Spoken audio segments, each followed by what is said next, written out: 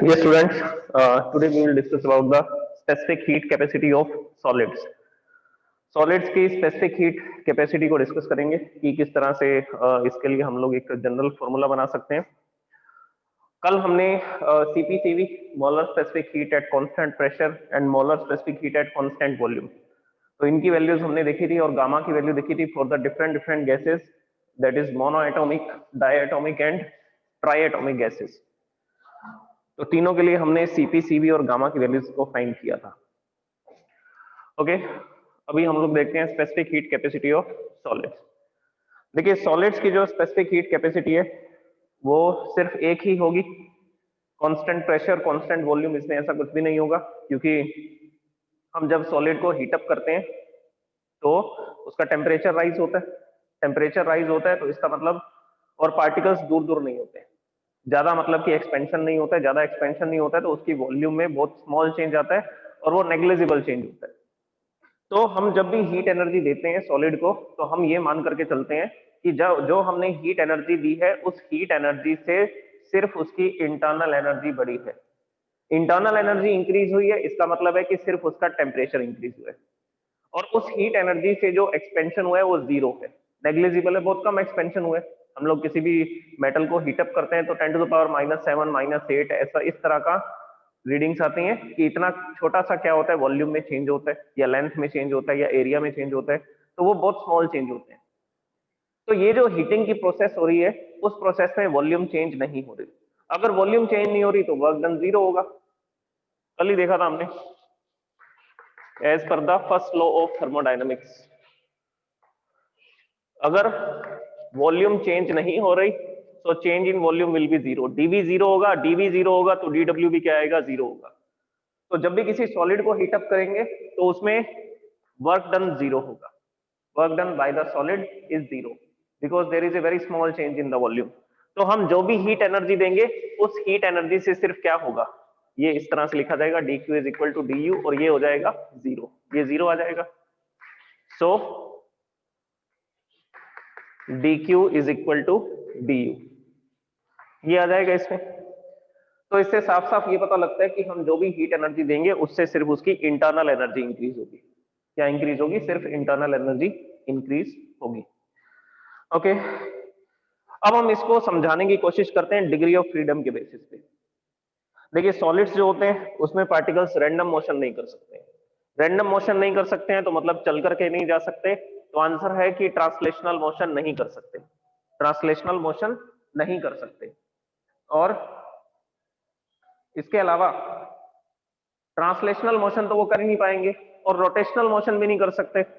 Solid में हमें पता है सॉलिड के अंदर क्या होगा, सॉलिड में इस तरह से एटम्स रहेंगे और ये जो एटम्स होंगे ये अपनी मीन पोजीशंस पर वाइब्रेशंस कर सकते हैं। ये अपनी मीन पोजीशन पर क्या कर सकते हैं, ये अपनी मीन पोजीशन पर वाइब्रेशन कर सकते हैं, और इसके अलावा ये कोई भी मोशन नहीं कर पाएंगे।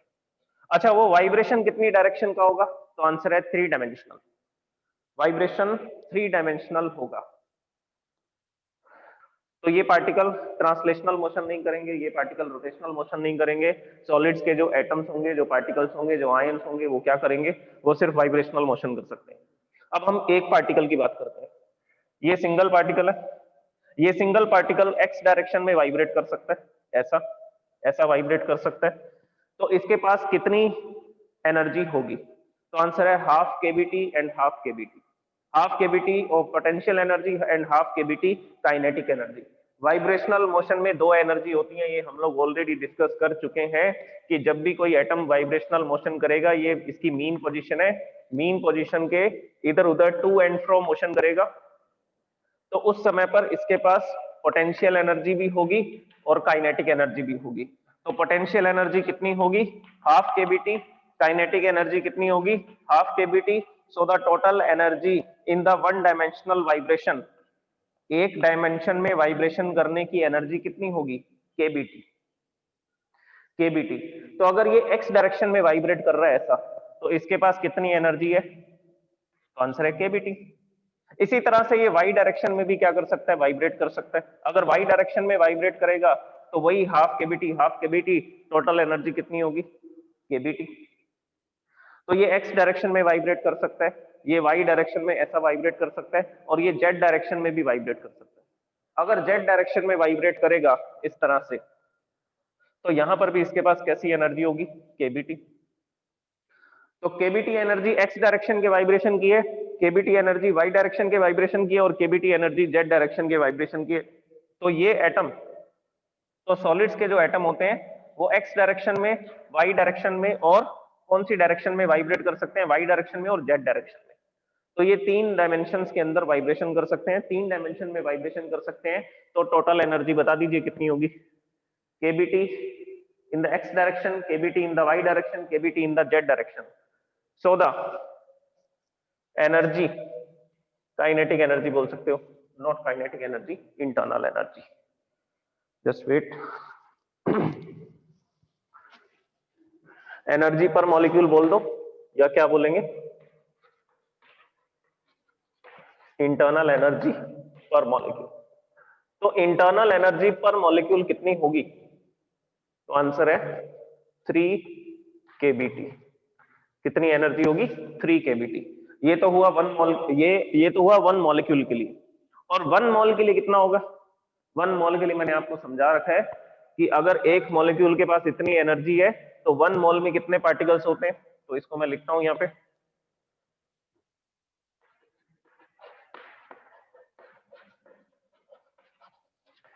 इंटरनल एनर्जी पर मोल, केबी की जगह पर आर लिख देंगे। आर लिखते ही किसके लिए एनर्जी हो जाएगी, पर मोल के लिए हो जाएगी। ये एक मॉलिक्यूल की एनर्जी है, और पर मोल में कितने मॉलिक्यूल होते हैं, the energy of the 1 molecule multiply by number of molecule. तो ये टोटल एनर्जी आ जाएगी 1 मोल सब्सटेंस की, कोई भी 1 मोल सॉलिड की। Kb into Na, Kb into Na को क्या लिख सकते हैं, R लिख सकते हैं। So it will be 3RT। ये Kb इंटू Na, इसको लिख दिया हमने R।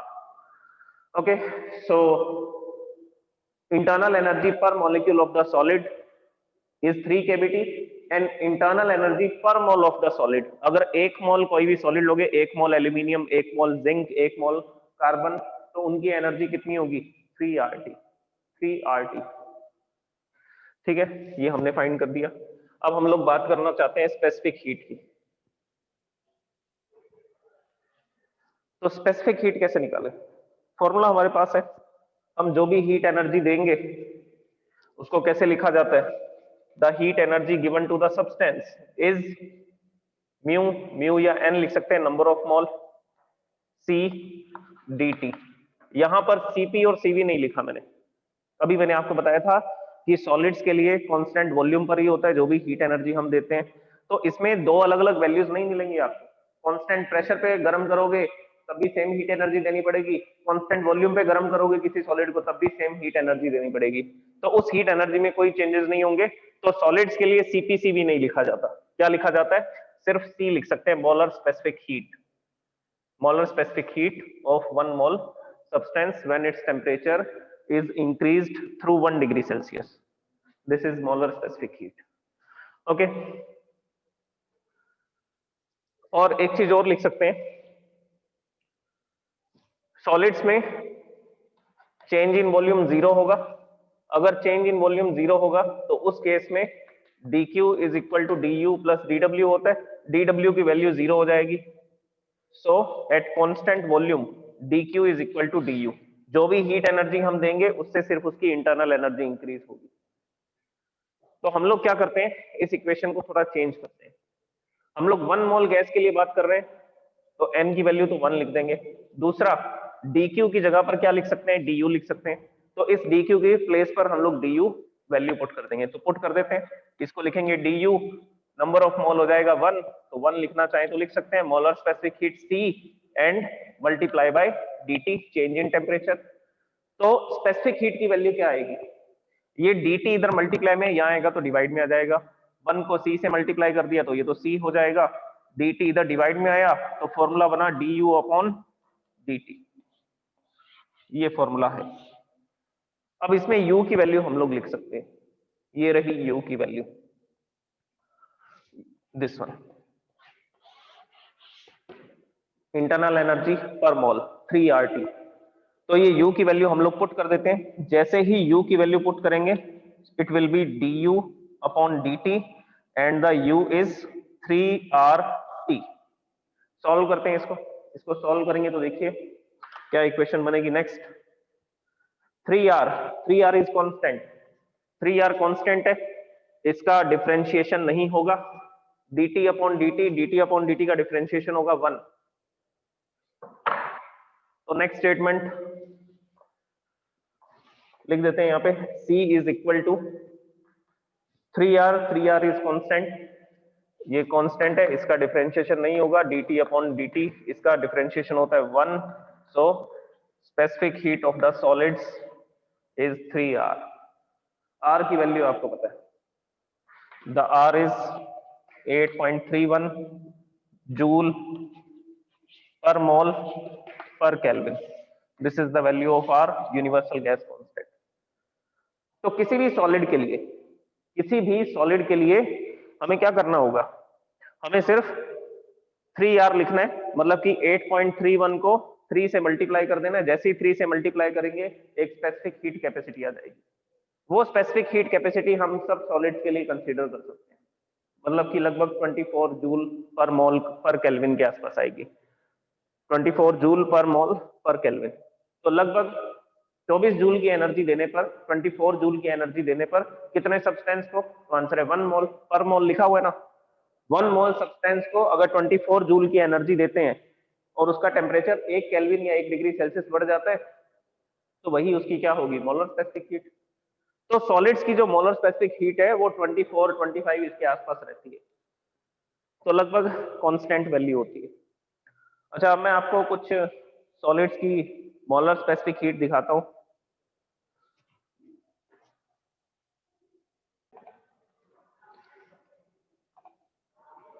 Okay, now see this table. इस टेबल पे आपको दिख रहा है एल्यूमिनियम की स्पेसिफिक हीट है 900 जूल पर किलोग्राम पर केल्विन।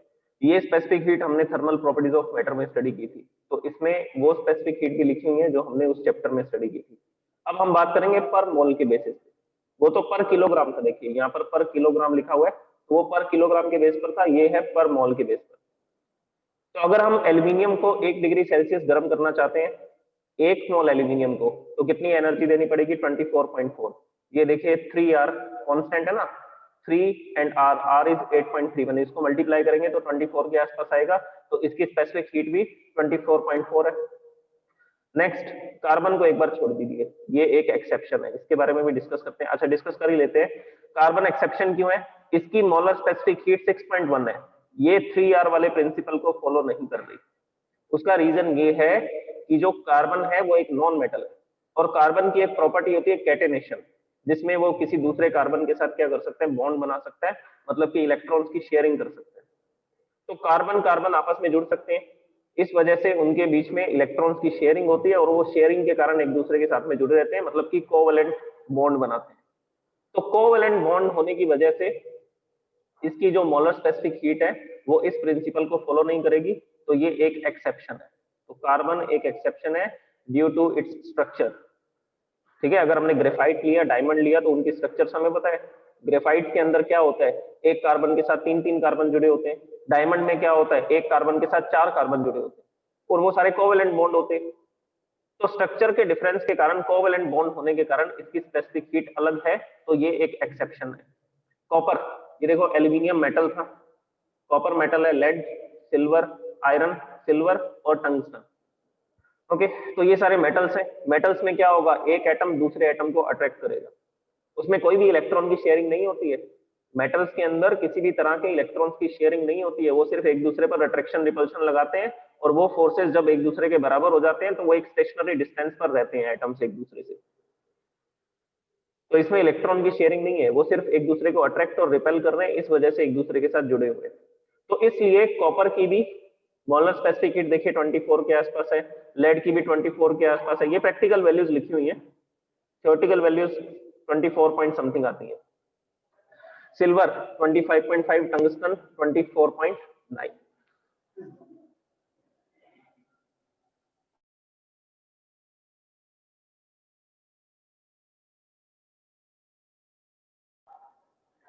ओके, तो ये 3R प्रिंसिपल को फॉलो कर रहे हैं सॉलिड्स की जो मोलर स्पेसिफिक हीट है, एक्सेप्ट कार्बन, कार्बन को छोड़ करके, क्योंकि कार्बन में इलेक्ट्रॉन्स की शेयरिंग हो रही है, इन सब में इलेक्ट्रॉन्स की शेयरिंग नहीं हो रही है, aluminium, copper, lead, silver, tungsten. Okay okay, now we will discuss about the specific heat capacity of water. Water की स्पेसिफिक हीट कैपेसिटी को स्टडी करने के लिए हम इसके अंदर कंसिडरेशन करेंगे कि जो वाटर है वो सॉलिड है। वाटर जो है वो सॉलिड फॉर्म में, हमने उसको ठंडा कर रखा है, जमा रखा है, फ्रीज कर रखा है, तो वो सॉलिड वाटर के लिए हम लोग डिस्कस करेंगे। देखिए, लिक्विड स्टेट में या गैसियस स्टेट के लिए तो हम ऑलरेडी डिस्कस कर चुके हैं ना, किसमें डिस्कस किया था? ट्राई एटॉमिक मॉलिक्यूल्स में, ट्राई एटॉमिक गैसेस में हम इसके लिए degrees of freedom CP, CV और गामा तीनों की वैल्यूज को फाइंड कर चुके हैं ऑलरेडी, गैसियस स्टेट में या लिक्विड स्टेट में आप बोल सकते हैं। उसमें हमने देखा था ना, ट्राइंगुलर शेप का एक मॉलिक्यूल होता है, नॉन लीनियर मॉलिक्यूल, वो तीन तरह के तो ट्रांसलेशनल मोशन करेगा और तीन तरह के रोटेशनल मोशन करेगा, उस समय पे वो वाइब्रेशन नहीं करते हैं। तो तीन तरह के रोटेशनल होंगे और तीन तरह के ट्रांसलेशनल मोशन होंगे, तो 6 डिग्री ऑफ फ्रीडम थी, तो उसकी एनर्जी 6R आ रही थी पर मॉल। अगर वाटर गैस स्टेट में होगा या लिक्विड स्टेट में होगा तो उस केस में उसकी एनर्जी 6R होगी। कौन सी एनर्जी? तो आंसर है internal energy per mole, internal energy per mole, that will be 6R, 6RT, not 6R, 6RT होगी। 6RT थी नहीं, 6/2RT, 6/2 का मतलब था 3, क्योंकि उसमें 6 डिग्री ऑफ फ्रीडम है ना, अभी मैंने आपको बताया, तीन ट्रांसलेशनल मोशन और तीन रोटेशनल मोशन, तो टोटल डिग्री ऑफ फ्रीडम 6 है, तो 6/2RT आएगा। 6/2RT को सॉल्व करेंगे तो 3RT आएगा, तो internal energy per mole will be 3RT when water is in gaseous state. जब वो गैस स्टेट के अंदर होगा तब हमने वो डिस्कस कर चुके हैं। अब हम डिस्कस करेंगे वाटर जब सॉलिड है। वाटर जब सॉलिड होगा तो हमें उसकी स्ट्रक्चर पता है किस टाइप की होती है, मिकी माउस स्ट्रक्चर होती है। ये ऑक्सीजन का मॉलिक्यूल होगा और यहाँ पर ये दो हाइड्रोजन के मॉलिक्यूल्स होंगे। This is the atom of oxygen and these are the atoms of hydrogen, ये हाइड्रोजन के एटम है। अब ये जो एक मॉलिक्यूल है, ये H प्लस है, ये H प्लस है, ये O-2 है, तो ये H प्लस क्या कर सकता है? किसी दूसरे O- के साथ अट्रैक्ट हो सकता है। तो यहाँ पर एक किसी दूसरे मॉलिक्यूल का O- था और ये था H प्लस और ये था H प्लस, तो इस तरह से ये ऐसा जुड़ा होगा। इसी तरह से किसी दूसरे O-2 की तरफ भी क्या कर सकता है? ये अट्रैक्शन क्रिएट कर सकता है। तो ये मैं किसकी स्ट्रक्चर बना रहा हूँ? ये मैं आइस की स्ट्रक्चर बना रहा हूँ। O-2, here H plus, here H plus, तो इनके बीच में भी अट्रैक्शन हो सकता है। और यहाँ पर भी हम एक मॉलिक्यूल बनाते हैं H प्लस एंड O-2, तो इनके बीच में भी अट्रैक्शन हो सकता है। ये एक मॉलिक्यूल है। तो ये जो मैं स्ट्रक्चर बना रहा हूँ ये किसकी स्ट्रक्चर है? तो आंसर है आइस की। When water is in the solid state तब इस तरह से मॉलिक्यूल अरेंज रहेंगे, एक पूरा का पूरा मॉलिक्यूल किसी दूसरे मॉलिक्यूल की तरफ अट्रैक्टेड होगा, ये पूरा का पूरा मॉलिक्यूल इस मॉलिक्यूल की तरफ अट्रैक्टेड होगा, इनके बीच में भी अट्रैक्शन हो सकते हैं। ओके, एनीवेज इस पूरे सिस्टम में मैं ये बताना चाहता हूं कि ये सारे के सारे जो एटम्स हैं ये स्टेशनरी हैं, ये चल करके नहीं जा रहे हैं। इनके बीच में देखिए डैश डैश करके मैंने बॉन्ड दिखाया है, डॉटेड लाइन से ये बॉन्ड दिखाया है। ये सॉलिड लाइन जो दिखा रखी है ये तो एक मॉलिक्यूल के बॉन्डिंग को बता रही है। ओके, तो इस तरह से अब इसके अंदर अगर हम देखें, चलो इस मॉलिक्यूल में देखते हैं, इस मॉलिक्यूल के अंदर भी क्या होगा? ये जो ऑक्सीजन का एटम है ये फिक्स स्टेट पर है, इसके आसपास के कोई दूसरे H प्लस इसको अट्रैक्ट कर रहे हैं और ये O-2 इधर है, ऐसा जुड़ा होगा। तो ये ऑक्सीजन का जो मॉलिक्यूल है ये फिक्स है, ये चल करके नहीं जा सकता, क्योंकि ये दूसरे आसपास के मॉलिक्यूल्स के साथ में क्या है? अट्रैक्शन फोर्सेस के अंदर है, तो तभी तो ये सॉलिड होगा, फ्रीज होगा। अब ये जो एटम है, सबसे पहले हम ऑक्सीजन एटम की बात करते हैं, इसके पास कितनी एनर्जी होगी? इसके पास कितनी एनर्जी होगी? तो आंसर है केबीटी या 3 केबीटी, 3 केबीटी। ये एक्स डायरेक्शन में वाइब्रेशन कर सकता है, केबीटी एनर्जी, ये वाई डायरेक्शन में वाइब्रेशन कर सकता है, केबीटी एनर्जी, ये जेड डायरेक्शन में वाइब्रेशन कर सकता है, केबीटी एनर्जी। तो इस ऑक्सीजन के मॉलिक्यूल के पास कितनी एनर्जी है? 3 केबीटी, क्योंकि ये 3 डायमेंशन में वाइब्रेशन कर सकता है। एक्स डायरेक्शन में वाइब्रेशन करेगा तो केबीटी एनर्जी, वाई डायरेक्शन में करेगा केबीटी, जेड डायरेक्शन में करेगा केबीटी। तो सिर्फ ऑक्सीजन के एटम की एनर्जी 3 केबीटी है। और ये जो हाइड्रोजन का एटम है ये भी 3 डायरेक्शन में वाइब्रेशन कर सकता है, एक्स, वाई और जेड, तो इसकी एनर्जी भी 3 केबीटी। इसी तरह से ये दूसरा जो हाइड्रोजन है इसी मॉलिक्यूल का, सेम मॉलिक्यूल का, जो ये तीसरा हाइड्रोजन है, सॉरी तीसरा हाइड्रोजन नहीं, तीसरा एटम है और दूसरा हाइड्रोजन है, जो ये थर्ड एटम है ये भी 3 डायरेक्शन में क्या कर सकता है? ये भी 3 डायरेक्शन में वाइब्रेशन कर सकता है। अगर 3 डायरेक्शन में वाइब्रेशन कर सकता है तो इसकी एनर्जी भी कितनी होगी? तो इसकी एनर्जी भी होगी 3 केबीटी। समझ आ रहा है ना? एक डायमेंशन की एनर्जी केबीटी है, ये 3 डायमेंशन में वाइब्रेशन कर सकता है 3 केबीटी, ये भी 3 डायमेंशन में, ये भी 3 डायमेंशन में वाइब्रेशन कर सकता है तो 3 केबीटी। तो एक मॉलिक्यूल की एनर्जी कितनी है? तो आंसर है 9 केबीटी। तो उसको मैं यहां पर लिखता हूं, internal energy per molecule.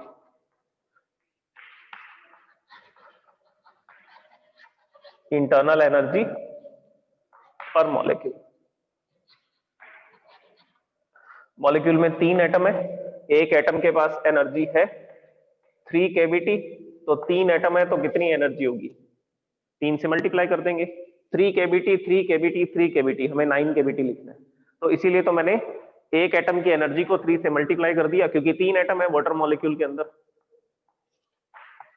So the energy will be 9 KBT. तो वाटर जब सॉलिड स्टेट में होगा तो उस समय पर एक मॉलिक्यूल के पास कितनी एनर्जी होगी? 9 केबीटी। पोटेंशियल और काइनेटिक दोनों मिलाकर के बता रहा हूं, पोटेंशियल और काइनेटिक दोनों तरह की एनर्जीज को जोड़ करके बता रहे हैं हम, 9 KBT. So this is the energy per molecule. अब हम बात करेंगे एनर्जी पर मॉल। पर मॉल के लिए क्या लिखेंगे? इंटरनल एनर्जी पर मॉल। एक मॉलिक्यूल की इतनी एनर्जी है तो इतने मॉलिक्यूल्स की कितनी एनर्जी होगी? मल्टीप्लाई कर देंगे। मल्टीप्लाई करते ही हम इसको क्या लिख देंगे? KB into N A. KB into N A को क्या लिख सकते हैं? आर लिख सकते हैं। सो 9 आर टी। 9 केबीटी लिखा हुआ है तो वाटर के एक मॉलिक्यूल की एनर्जी है, 9 आरटी लिखा हुआ है तो पर मोल वाटर की एनर्जी है। एक मोल वाटर की एनर्जी है। एक मोल वाटर कितने ग्राम में आता है? 18 ग्राम में आता है। तो 18 ग्राम में आइस लूंगा, 18 ग्राम ऑफ आइस लूंगा तो उनकी एनर्जी कितनी होगी? 9 आरटी।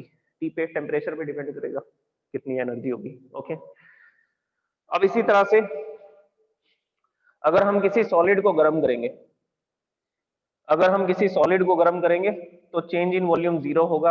अगर चेंज इन वॉल्यूम 0 होगा देन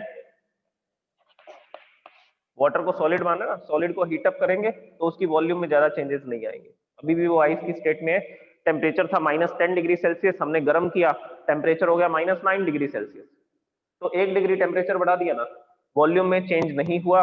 तो इस कारण से हम लिखेंगे the work done P dot dV will be 0। Solids के लिए चेंज इन वॉल्यूम 0 है तो वर्क डन भी 0 होगा। तो इस केस में हम जो भी हीट एनर्जी देंगे उससे क्या होगा? उससे सिर्फ उसकी इंटरनल एनर्जी बढ़ेगी, सिर्फ उसका टेम्परेचर बढ़ेगा, कोई वर्क डन नहीं होगा। dW is 0 for solids, so the heat energy given to the substance is utilized in increasing its temperature। तो ये हमने इसमें लिख दिया। dq को du लिख सकते हैं as per the first law of thermodynamics. तो ये सारी बातें हमने लिख दी। अब हम बात करते हैं स्पेसिफिक हीट की। हमारे पास हीट एनर्जी का फॉर्मूला क्या है? dq is equal to n c d t. अब वैल्यूज बताओ, कितने मोल की बात कर रहे हैं? तो 1 मोल वाटर की बात कर रहे हैं तो n इज इक्वल टू 1 मोल आ जाएगा, 1 मोल वाटर। और dq की जगह पर क्या लिख सकते हैं? du लिख सकते हैं, तो वैल्यू पुट कर दीजिए। तो dq की जगह पर तो हमने लिख दिया du, नंबर ऑफ मोल लिख दिया 1, molar specific heat of water C and dt। C की वैल्यू क्या आएगी? तो आंसर है C की वैल्यू आएगी dt, इधर आ जाएगा डिवाइड में, so it will B du upon dt। You की वैल्यू पुट कर दीजिए। कहां पर है यू की वैल्यू? ये रही। पर मोल जो होता है वो यू की वैल्यू होती है, internal energy per mole. This is the value of U. ठीक है, ये इंटरनल एनर्जी पर मोल को किससे लिखा जाता है? कैपिटल यू से। तो यू की वैल्यू है 9 RT, यहां पर पुट कर दीजिए 9 RT du अपॉन dt, और ये वैल्यू हमने लिख दी 9 RT। 9R is constant, 9 and R are constants, so the differentiation will be of dt of temperature। Temperature का डिफरेंशिएशन होगा dt अपॉन dt, 1 आ जाएगा। so the molar specific heat of water is 9R, not molar. हाँ molar भी बोल सकते हैं, 1 मोल के लिए बात कर रहे हैं हम लोग। तो वाटर की मोलर स्पेसिफिक हीट क्या होती है? वाटर की मोलर स्पेसिफिक हीट होती है 9R। अच्छा, अब ये प्रैक्टिकल वैल्यू के साथ कंपेयर करके देखते हैं हम इसको, क्या आएगा। R की वैल्यू होती है 8.31। अब इसकी वैल्यू को हम लोग कैलकुलेट करके बताते हैं कितनी आएगी। 74.7। यहां पर R की वैल्यू को पुट किया मैंने 8.34, then it will be 74.7 joule per mole per kelvin. This is the value of molar specific heat of water, 74.7।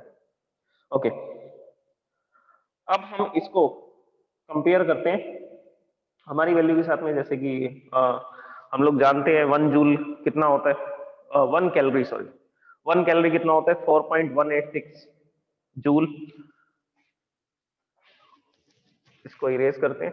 अब नेक्स्ट कैलकुलेशन देखिए क्या लिखने वाला हूं मैं।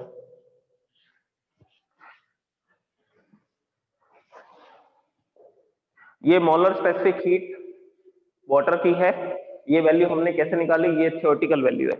ये हमने ऐसा डेरिवेशन किया, डेरिवेशन करके लास्ट में 9R आ गया, R की वैल्यू पुट कर दी, तो हमने बोला कि वाटर की मोलर स्पेसिफिक हीट इतनी होती है 74.7 जूल पर मोल। ये तो कौन सी वैल्यू है? तो आंसर है थ्योरेटिकल वैल्यू। अब प्रैक्टिकल वैल्यू देखिए क्या होगी। प्रैक्टिकल वैल्यू क्या होगी उसके बारे में देखते हैं। प्रैक्टिकल वैल्यू हमें पता है,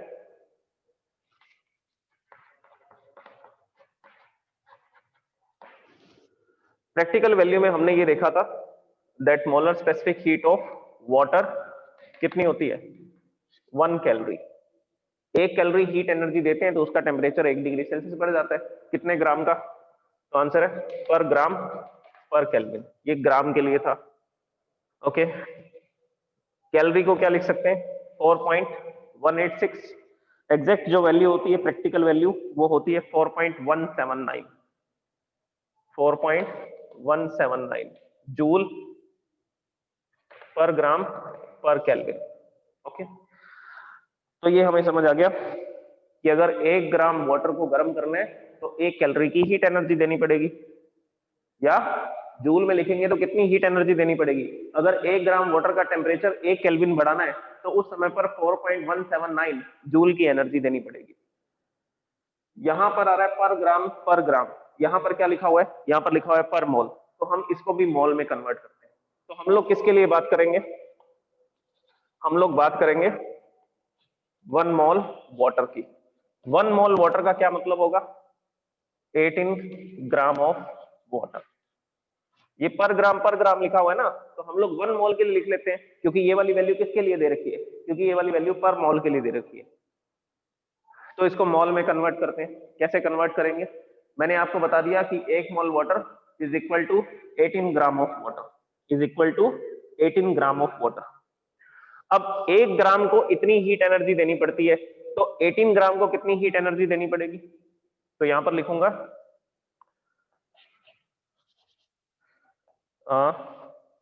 specific heat of 1 mole water कितनी आएगी? सिंपल कैलकुलेशन है।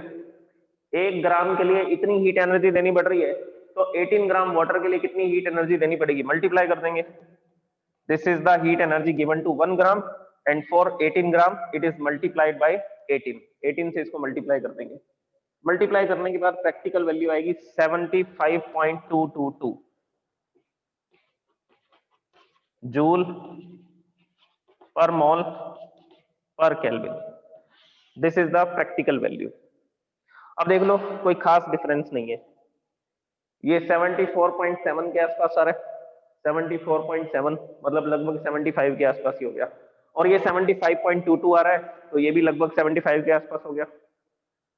क्योंकि हम आइडियल कंडीशंस तो ला ही नहीं सकते हैं ना, हम जो भी हीट एनर्जी देंगे पूरी हीट एनर्जी थोड़ी वाटर को मिलेगी, कुछ हीट एनर्जी सराउंडिंग में जाएगी, कुछ हीट एनर्जी उस बर्तन में जाएगी, जिस बर्तन के अंदर हम इसको वाटर को हीटअप कर रहे हैं, जिस वेसल के अंदर, जिस कंटेनर में हम वाटर को हीटअप कर रहे हैं, वो बर्तन भी तो गर्म होगा। तो अगर आइडियल कंडीशंस होंगी तो ये वाली वैल्यू भी 74.7 के आसपास आ जाएगी। So this is the theoretical value of the specific heat capacity of water and this is the practical value of the specific heat capacity of water. इसका मतलब जो क्लासिकल थ्योरी है वो सही है। क्लासिकल थ्योरी, क्लासिकल फिजिक्स पढ़ा ना हमने, जो 1900 से पहले के एक्सपेरिमेंट है, 15th सेंचुरी, 16th सेंचुरी, ये सारे किसमें काउंट किए जाते हैं? ये क्लासिकल फिजिक्स में काउंट किए जाते हैं। तो ये क्लासिकल थ्योरी है, तो क्लासिकल थ्योरी सही प्रूफ हो रही है ना। पुरानी थ्योरी के अकॉर्डिंग इसकी वैल्यू 9R के इक्वल होनी चाहिए, तो ये 74.7 आना चाहिए था, और अभी हम लोग एक्सपेरिमेंट करके इसकी वैल्यूज निकालते हैं तो वैल्यूज लगभग बराबर आ रही है। इसका मतलब दोनों, ये जो वैल्यू थी, ये जो फॉर्मूला था molar specific heat of water when it is solid, तो वो हमने बिल्कुल सही निकाला था। It will B 9R।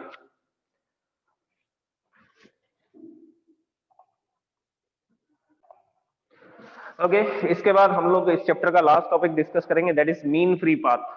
वैसे तो मीन फ्री पाथ को हम डिस्कस कर चुके हैं ऑलरेडी, सिर्फ डेफिनेशन को अभी मैं इसका डेरिवेशन आपको करवाऊंगा। तो कल हम लोग मीन फ्री पाथ का डेरिवेशन देखते हैं कि हम लोग कैसे एक मॉलिक्यूल के चलने के रास्ते की कैलकुलेशन कर सकते हैं, कि कॉलिजन्स के बीच में वो कितना डिस्टेंस ट्रेवल करेगा, that is called mean free path. The distance between the two successive collisions, the distance traveled between the two successive collisions is called mean free path. Okay, thank you so much.